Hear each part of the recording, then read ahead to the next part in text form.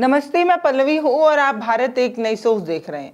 बेहतरीन अभिनेता और बीजेपी के नेता मिथुन चक्रवर्ती, नाम तो सुना ही होगा। अपने समय में बहुत उम्दा कलाकार हुआ करते थे। इनकी एक्टिंग का लोहा सभी मानते हैं, इसलिए इन्हें बहुत बहुत सम्मान से भी सम्मानित किया जा चुका है। लेकिन ना जाने क्यों इस समय उनके बोल बदल गए हैं। अब ये बात इसलिए भी कही जा रही है क्योंकि इस समय एक्टर अलग है, डायरेक्टर अलग है, तो फिल्म में इनका रोल भी अलग है। इस समय बीजेपी से जुड़े हुए हैं और आप सभी को पता है कि बीजेपी में अगर आपको एक पोस्ट ऊपर जाना है, अगर आपको बीजेपी में सबसे चहीता नेता बनकर उभरना है, तो आपको मुसलमानों को गाली देना होगा, उनको उल्टा सुल्टा बकना होगा और कहीं ना कहीं 80 बनाम 20 की राजनीति करनी होगी। बस यही काम मिथुन चक्रवर्ती करते नजर आए और उन्होंने कुछ ऐसा बोल दिया जिस पर उन पर अब FIR हो चली है। मिथुन चक्रवर्ती के खिलाफ FIR दर्ज हो गई है और अब उन पर गिरफ्तारी की तलवार लटक रही है। लगातार ये बात कही जा रही है कि मिथुन चक्रवर्ती को इस तरीके का जहरीला भाषण नहीं देना चाहिए था। मिथुन चक्रवर्ती खुले मंच पर बैठकर अमित शाह के सामने, गृह मंत्री हैं अमित शाह, उनके सामने कानून को हाथ में लेने वाली बात कहते नजर आए।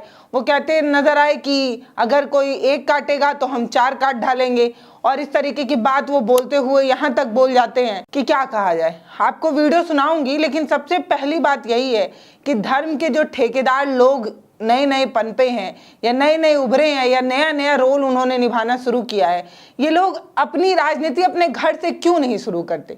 अब ये जो बड़े बड़े राजनेता हैं, अब जैसे मिथुन चक्रवर्ती की बात कर ली जाए तो VVIP सुविधाओं को लेकर ये चुनाव प्रचार करने निकलते हैं। इधर गार्ड, उधर गार्ड, आगे गार्ड, पीछे गार्ड, इतनी सुरक्षाओं के बाद ये मंच पर खड़े होकर इस तरीके का जहरीला भाषण देकर जो गरीब तबके के युवा हैं उनको भड़काने का प्रयास कर रहे हैं। सिर्फ गरीब तबके के युवाओं को नहीं भड़का रहे हैं, बीजेपी के जो कार्यकर्ता हैं उन तक को भड़का रहे हैं और कह रहे हैं कि एक ऐसे कार्यकर्ता की जरूरत है जो सीने पर गोली खा सके। सीने पर अगर कोई कार्यकर्ता गोली खाता है या कोई ऐसा काम कर जाता है तो कोई पार्टी नहीं खड़ी होती। वो कार्यकर्ता अपनी जिंदगी भर जो है वो कोर्ट कचहरी के मुकदमे झेलता रहता है और इस तरीके के बयान से ज्यादा नुकसान किसी का होता है तो वो उन्हीं लोगों का होता है जो व्हाट्सएप यूनिवर्सिटी से ताजा ताजा ज्ञान लेकर इस समय अंधभक्त बन रहे हैं। अब ये बात मैं इसलिए कह रही हूँ क्योंकि मिथुन चक्रवर्ती पर अब FIR भी दर्ज हो गई है, उन पर गिरफ्तारी की तलवार भी लटक रही है और जिसको लेकर बीजेपी के तमाम नेता जो है वो तिलमिलाए हुए हैं, गुस्सा गए हैं, बौखला गए हैं। तो सबसे पहले मिथुन चक्रवर्ती का बयान सुनिए और उसके बाद ये भी जानिए कि इनके खुद के घर में 3 बच्चे हैं। तो धर्म का ठेका इन्हें अपने घर से उठाना चाहिए। अगर ये समाज में बड़े बड़े लोगों को ये सिखा रहे हैं कि हमें हिंदू की रक्षा करनी है, हिंदू ये करना है, वो करना है, कुछ समुदाय विशेष को उनकी औकात दिखानी है, फला डिमका, अगर वो 1 काटेंगे हम 4 काट डालेंगे, वो हमें वोट डालने से रोकते हैं तो अगली बार हम वोट डालने से उन्हें रोक डालेंगे। और हाँ, इस बार मैं कुछ भी मतलब कुछ भी कर चुनाव जीतना चाहता हूं। उस तरीके की जो बातें मिथुन चक्रवर्ती कर रहे थे वो कुछ भी करने की हिदायत अपने 3 बच्चों को क्यों नहीं दे रहे हैं, ये बड़ा सवाल है। मंच पर खड़े होकर आप कार्यकर्ताओं को भड़का सकते हैं, मंच पर खड़े होकर आप बीजेपी सपोर्टर्स को भड़का सकते हैं। आपकी ये जो इतनी राष्ट्र प्रेम की जो बात है वो अपने घर के 3 सुपुत्रों लाडलों को क्यों नहीं दे रहे हैं। मिथुन जी, 3 बच्चे हैं आपके पास, उनको आपने विदेश में पढ़ा रखा है, विदेश में पढ़ाई करा रहे हैं। आपके बच्चे अभिनेता बन जाएंगे, बड़े बड़े एक्टर बन जाएंगे। उनके लिए बहुत सारी सुविधाएं पहले से रखी हुई हैं क्योंकि आप एक क्रीमी लेयर में हैं, आपके पास आर्थिक रूप से बहुत सुविधाएं हैं, आप बहुत सारी चीज़ों में उन सब लोगों से बहुत आगे हैं, इसलिए आपके बच्चों के पास भी वो सुविधाएं हैं। इसलिए मंच पर खड़े होकर इस तरीके का ज्ञान देना आपके लिए बहुत आसान है। लेकिन सोच कर देखिए, जो 2 रोटी के लिए आज भी मजदूरी कर रहा है या 20,000 रुपए की नौकरी के लिए 12-12, 14-14 घंटे काम कर रहा है, उसे आपकी ये जो धर्म रक्षा वाला ज्ञान है उससे कोई फायदा नहीं होगा। तो अपने बच्चों को इस तरीके का ज्ञान दीजिए क्योंकि पहले से ही उन्हें आर्थिक रूप से उस तरीके की चुनौतियां नहीं सामना करना पड़ रहा है। उन्हें 2 रोटी के लिए 12, 14, 18 घंटा काम नहीं करना पड़ रहा है, वो खाली हैं। तो आपके इस ज्ञान का वो ज़्यादा प्रचार प्रसार कर पाएंगे।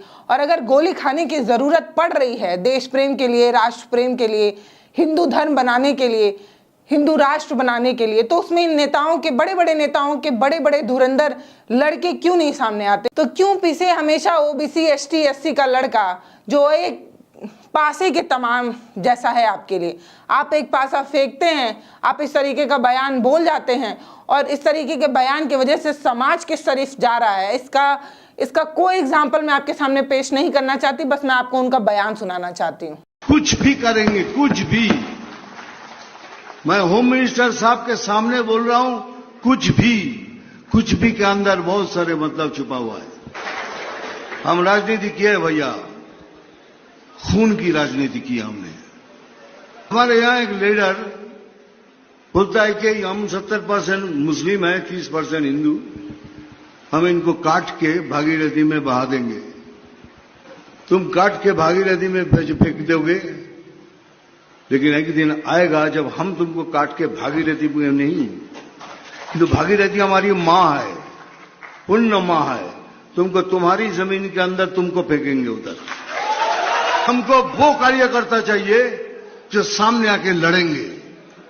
हमको वो कार्यकर्ता चाहिए जो सीना तान के बोलेंगे मार, देखता हूं तेरे में कितनी गोली है।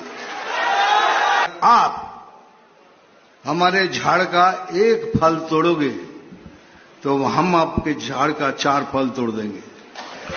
तो अगले साल हम भी तैयारी करेंगे कि आपके वो वोटर्स भी वोट नहीं दे पाएंगे। तो ये फिल्म अभिनेता हैं, बीजेपी नेता हैं, इन्होंने 3 मुख्य बड़ी बातें कही हैं। पहला ये कह रहे हैं कि मार कर फेंक देंगे, तुम हमें इस नदी में फेंकने की बात कर रहे हो, हम तुम्हें तुम्हारे ही जगह जो है वो फेंक देंगे। इस तरीके की बात वो लाइन कोट करके कह रहे हैं कि मैं जो बोल रहा हूं वो अमित शाह के सामने बोल रहा हूं। कानून व्यवस्था की जिम्मेदारी कहीं ना कहीं गृह मंत्रालय के अंडर आती है, अमित शाह के अंदर आती है, उसके बावजूद भी इस तरीके की बात, कानून को हाथ में लेने जैसी बात वो कर रहे हैं। इसके अलावा वो मत को प्रभावित करने वाली बात भी कहते नजर आए। वो ये कह रहे थे कि वो हमें वोट डालने से रोक रहे हैं, हम जो है इस बार इन लोगों को वोट डालने नहीं देंगे। इस तरीके से चुनाव तक को प्रभावित करने की बात मिथुन चक्रवर्ती खुले मन से कहते नजर आए। और ये सिर्फ ऐसी ही एक और बयान उन्होंने दिया कि हमें ऐसे कार्यकर्ता चाहिए जो सीने पर गोली खा सके। इस तरीके का 3 बड़ी बात मिथुन चक्रवर्ती ने खुले मंच पर अमित शाह के सामने कही। कहा तो अमित शाह को रोक कर ये कहना चाहिए था कि कानून हाथ में कैसे ले सकते हैं, कैसे इस तरीके का बयान दिया जा सकता है, पर मंद मंद मुस्कुराते अमित शाह कहीं ना कहीं अपने मन में ये सोच ही रहे होंगे कि बोलना मुझे था, बोल तुम रहे हो। मतलब मन की बात बोलते हुए मिथुन चक्रवर्ती को देख अमित शाह सिर्फ मुस्कुराते नजर आए। जिनके हाथ में रक्षा की सबसे बड़ी जिम्मेदारी है, जिनके हाथ में पुलिस या सिस्टम है, जिनके हाथ में देश की तमाम सुविधाएं हैं, उसके बावजूद वो इस तरीके का बयान देने पर मंद मंद मुस्कुरा रहे हैं। इससे आप खुद ही समझ सकते हैं कि अपने देश में किस तरीके की चीजें जो है वो चल पड़ी हैं। अब इनके इस तरीके के बयान के बाद बंगाल में इनके 2 थाने पर अलग अलग तरीके से एफआईआर दर्ज कराई गई और इन सभी एफआईआर का मुख्य पॉइंट जो है वो यही है कि मिथुन चक्रवर्ती ने भड़काऊ भाषण दिया है। अब मिथुन चक्रवर्ती ने क्या कहा ये तो मैंने आपको सुना ही दिया है। अब इनके भाषण में आपको कुछ भड़काऊ लगा या नहीं लगा ये आप हमें कमेंट सेक्शन में लिखकर जरूर बताइएगा। लेकिन बीजेपी के तमाम नेता ये कह रहे हैं कि मिथुन चक्रवर्ती ने कुछ भी ऐसा नहीं कहा जो भड़काऊ है। मिथुन चक्रवर्ती ने एक भी ऐसे शब्दों का इस्तेमाल नहीं किया जो भड़काऊ है। ये जो हो रहा है ना, ये एक तरीके की बदले की राजनीति जो है वो की जा रही है, क्योंकि ये भाषण बंगाल में दिया गया था और वहां दीदी की सरकार है ममता बनर्जी की, इसलिए उन्होंने जानबूझकर इस तरीके के एफआईआर जो है वो दर्ज कराए हैं मिथुन चक्रवर्ती के खिलाफ। विपक्ष की सरकार है इसलिए इस तरीके का काम कर रही है, ये बीजेपी का कहना है। बाकी मिथुन चक्रवर्ती ने क्या कहा ये तो आपने सुना ही, आपने सुना कि उनके इस तरीके के बयान समाज को कौन से दिशा दे रहे हैं। और अगर सच में देश को बलिदान की आवश्यकता है, अगर सच में देश इस समय किसी की जान चाह रहा है, किसी के खून से सींचे जाने का इंतजार कर रहा है, तो वो खून हमेशा गरीब ही क्यों बहाए। वो खून जो हमें ज्ञान दे रहे हैं, जो लोग हमें ये कह रहे हैं कि हमें अब सीने पर गोली खानी पड़ेगी, हमें अब ऐसा कार्यकर्ता चाहिए जो इस तरीके का काम करे, तभी तो देश हिंदू राष्ट्र बन पाएगा। तो हर सीख सामने देने से पहले अपने ऊपर जो है वो लागू करनी चाहिए। महात्मा गांधी का एक किस्सा भी है जिसमें एक महिला होती है, वो महात्मा गांधी के पास जाती है और कहती है कि मेरा बच्चा बहुत चीनी खाता है, आप उन्हें मना करिए। चीनी या गुड़ कुछ ऐसा ही है, गुड़ खाता है, आप उसे मना करिए। तो महात्मा गांधी ने कहा था कि आप 15 दिन बाद आइए, मैं मना करूंगा। 15 दिन बाद जब वो बच्चा अपनी माँ के साथ पहुंचता है तो माँ ये कहती है कि मेरा बच्चा बहुत गुड़ खाता है, आपने कहा था कि 15 दिन बाद आइए तो मैं कुछ सीख दूंगा, मैं कुछ कहूँगा। तो महात्मा गांधी सिर्फ इतना कहते हैं कि गुड़ मत खाओ, गुड़ स्वास्थ्य के लिए सही नहीं होता है, अच्छा नहीं होता है। इतना कहकर वो आगे बढ़ जाते हैं। फिर वो महिला टोक कर महात्मा गांधी से कहती है कि बताइए कि इतनी सामान्य सी बात तो आप उस दिन भी कह सकते थे, आप 15 दिन बाद बुलाकर सिर्फ इतनी बात कह रहे हैं कि गुड़ नहीं खाना चाहिए।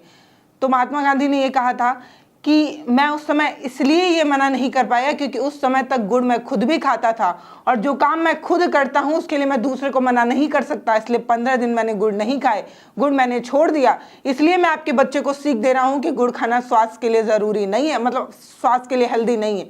तो ये सीखने की ज़रूरत है। अगर आप किसी को कुछ काम करने के लिए बोल रहे हैं तो पहली शुरुआत अपने घर से करिए, अपने परिवार से करिए, अपने समाज से शुरू करिए, मतलब अपने बच्चों पर ये लागू करिए ना। आपके बच्चों को आगे बढ़ता देख, हिंदू राष्ट्र के लिए बलिदान देते देख समाज के और लोग भी आगे आएंगे। लेकिन आप अपने घर के बच्चों को विदेश में पढ़ा रहे हैं, उनको वीवीआईपी सुविधाएं दे रहे हैं, आर्थिक रूप से वो संपन्न हैं, एक क्रीमी लेयर में है, और आप समाज में वो जो पहले से ही गरीबी झेल रहा है, महंगाई झेल रहा है, नौकरी के लिए दर दर भटक रहा है, आप उसको त्याग करने की बात कह रहे हैं, उसको कह रहे हैं कि अब जो है तुम्हें त्याग देना होगा, तुम्हें गोली खानी होगी। तो मिथुन जी से ये बात कहनी है कि अभिनेता के रूप में आपका रोल हमें बहुत पसंद था, एक्टर के रूप में आपने जो फिल्में की हैं उसमें आपकी एक्टिंग का लोहा आपने मनवाया है, ये बात सब मानते हैं। लेकिन आप जो इस समय कह रहे हैं, जो इस समय आप कर रहे हैं, वो बिल्कुल भी सही नहीं है, ऐसा मेरा मानना है। बाकी दर्शकों का क्या मानना है वो आप हमें कमेंट सेक्शन में लिखकर ज़रूर बता सकते हैं। नमस्ते, मैं पल्लवी हूँ, आप भारत एक नई सोच देख रहे हैं। लोग कहते हैं कि जब आप एक उंगली सामने की तरफ इशारा करते हैं तो 3 उंगलियां आपकी तरफ आ जाती हैं। तो कोई भी सीख अगर आपको देनी हो समाज को तो वो चीज़ पहले अपने अंदर लाइए, अपने परिवार से शुरू करिए, फिर समाज को दीजिए।